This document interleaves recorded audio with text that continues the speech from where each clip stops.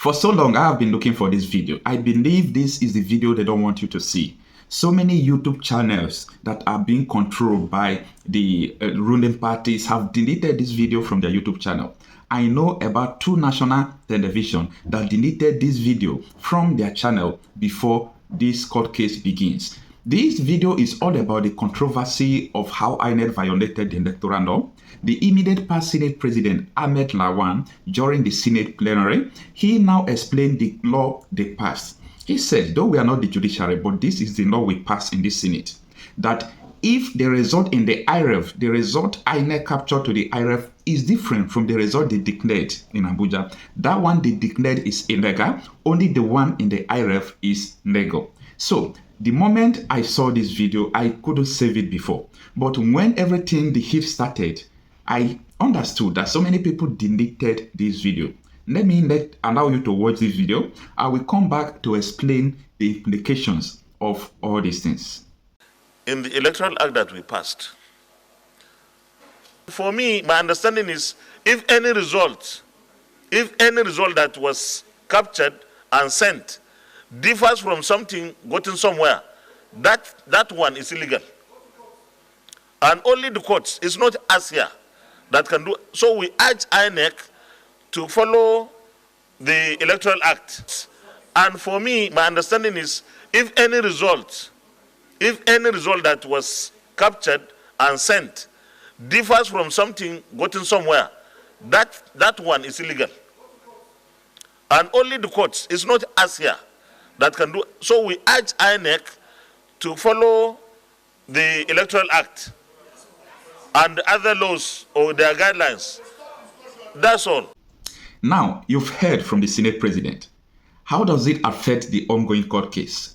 Listen to the legal teams of the Labour Party. The Form EC8A was meant to be what is on the IREF. But we have Forms EC8As, we have IREF copies certified by INEC, which are completely blurred, unreadable, contains strange pictures, images.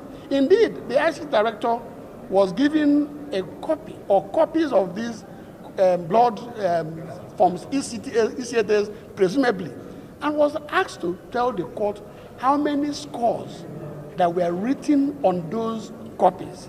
If you were in the court, you would have seen his difficulty because nothing was written on those documents. So one wonders, on what basis did INEC collect the result?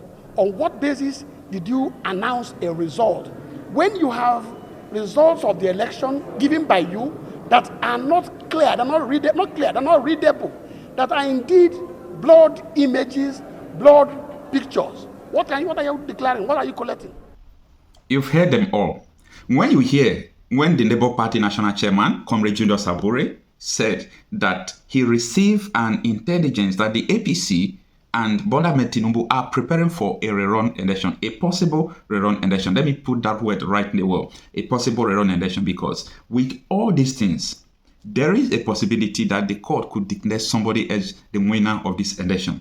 If any candidate like P2B Atiku could prove that he won the highest number of legal votes, and FCT, the highest number of legal votes that at least covers 24 states. You have 25% 24 states and FCT. So if you could prove it before the court, with all these electoral laws that INEC has violated, you stand a chance of being declared as the president of the Federal Republic of Nigeria. So these are the things that even the APC, they knew all these things, but so many people don't understand from the point the Labour Party chairman was talking about. But if you have been following all these things, you would understand that these people don't have a standing ground in this court proceeding. They don't have that standing ground that they are going to say, no, we won this election. If you understand how they came to defend their case, they did not defend that they won the election or they did not win the election. Most of the cases they are focusing is just to defend that Tinubu drug case is not a crime, that certificate forgery, that Tinubu did not forge it. The only thing they now diverse to face is for the court to disqualify P2B, that P2B was not a member of the Labour Party. As these people knew that, come on, they did not win this election. INEC, on the other hand, it was a disgrace even at the court of law. Imagine the INEC ICT expert, when he came to the court, they asked him, read what you have in the result you uploaded to the IREV. So it was a shameful thing. It was so disgraceful that he could not read it. Well, it is not his fault because it was blurred. There is nothing you could see. And you heard the Senate president talking about the law they have passed. He said, the law we passed is this. If the result they uploaded to the IRF is different from the result out there, that one out there is illegal. So how can you legalize a result you cannot read? How can you legalize the result that human being faces, beautiful cars, beautiful houses, INEC uploaded? How can you legalize such a thing? So you could now realize that, this is the standpoint of APC when the Labour Party chairman said that these people are preparing for a possible rerun election. However, I've seen so many mixed reactions since the Labour Party chairman said that they are preparing for a rerun election. I see that obedience will never accept such things. I see that so many well-meaning Nigerians who troop up to vote, especially for Labour Party, they will not accept rerun election simply because they are convinced that the person they voted for won the election. I tell you that we are happy the way and manner the hearing ended. We are very ready to react to the addresses of the respondents, which they must file in the next 10 days from today. Thereafter, we will file our reply. Good day, viewers. The Independent National Electoral Commission, as well as APC Tinubu Shetima, has 10 days to write their address to the court concerning the court proceeding update. Thereafter, there will be a reply to the address by the Labour Party, PDP, and AMP before the final judgment will happen. Now, some days have passed. They have none less than 6 days to write this address, and thereafter we'll be expecting the court proceedings. But you could hear the Labour Party legal team from the beginning of this video. They are very, very satisfied with the court proceedings, with the court process so far. So what is going to happen next is going to be determined by the judges of the court. So let us hope that the judges are going to do the right thing.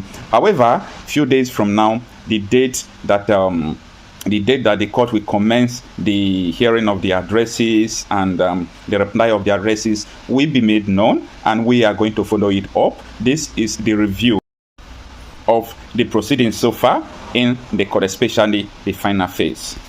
Commission INEC was finally able to present its first and only witness against the petition of Peter Obi and the Labour Party. The witness, Dr. Lawrence Bayode, was the same person it presented in the case of the PDP on Monday. Bayode, an ICT expert who adopted his deposition before the court, was led in evidence-in-chief by the INEC counsel, Abubakar Mahmood. He repeated the same things he said while testifying in the PDP matter, citing a cloud trail log while making reference to the glitches during upload of results. Under what was a friendly cross-examination by counsel for the APC, Lateef Fagbemi, and that of Tinubu and Shetima, Wale Olanipekun, the witness admitted to the fact that the glitches did not affect the upload of the results, and that where the results downloaded from IRF isn't clear, physical results can be obtained. During cross-examination by the counsel for Labour Party, Patrick Ikweto, the witness admitted that there was a performance and functionality test done on February 4 to identify the vulnerability of the server that INEC worked with. He explained further that the essence of the performance test, which was done at the pre-production stage, was to access how the system would behave under heavy usage, and testing was done at the back end of the server to ensure the system is well secured.